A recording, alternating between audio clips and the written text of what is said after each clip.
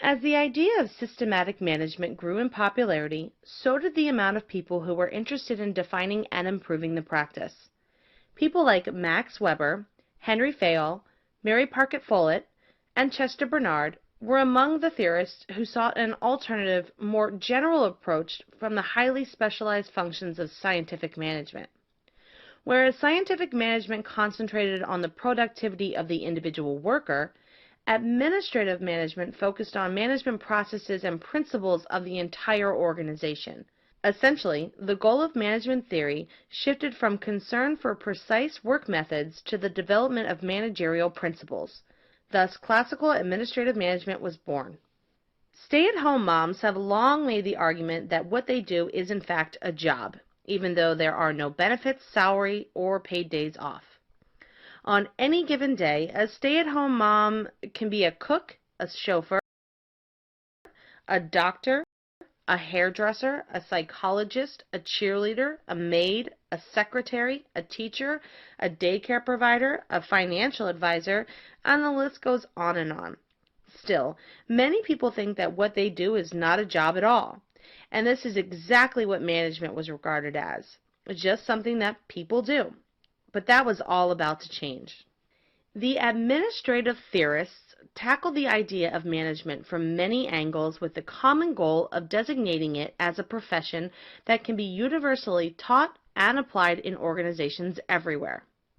Using personal experience, Weber, Fayol, Follett, and Bernard researched and developed a broad spectrum of topics including things such as organizational principles, the philosophy of management, clarification of business terms and concepts relating to management, social responsibilities of management, the functional responsibilities of management, organizational structure, leadership, power, and authority.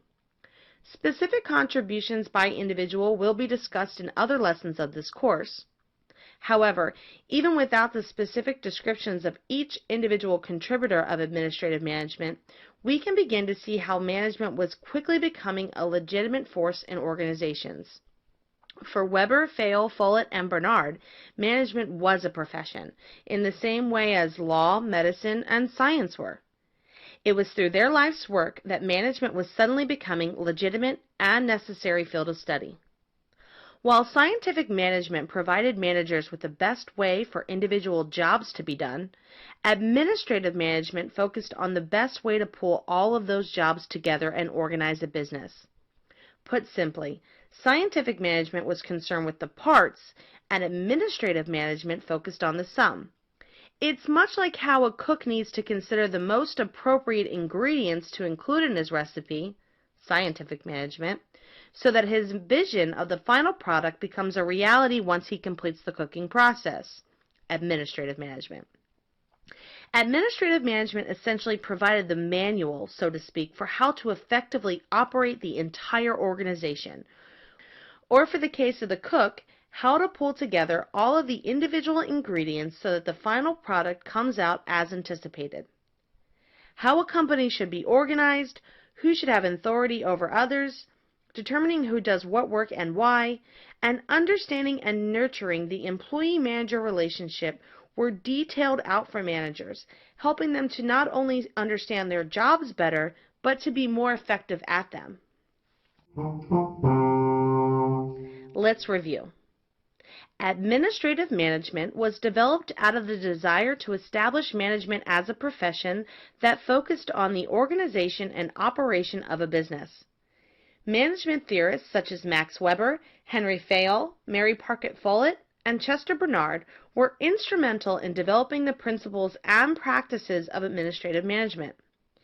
Each of these contributions will be discussed in other lessons of this course, but in general, their focus was on things such as organizational principles, the philosophy of management, clarification of business terms and concepts related to management, social responsibilities of management, functional responsibilities of management, organizational structure, leadership, power, and authority.